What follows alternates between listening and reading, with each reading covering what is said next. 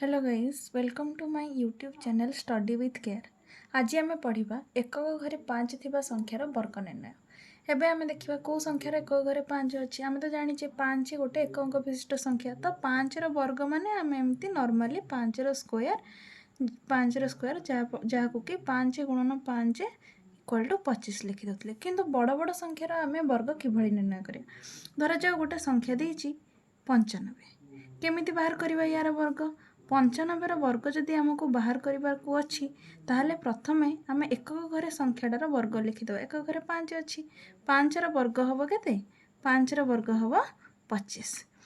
दशक घरे थिबा संख्यार मिसेइबा आम 1 9 1 मिसला के 10।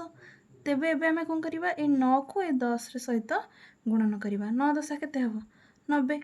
तेबे आमको मिलगला 95 वर्ग हूँ 9025। से भाई 85 केते हम, 85 वर्ग केते हम, 5 स्क्वायर केते हम, 5 स्क्वायर हम 25।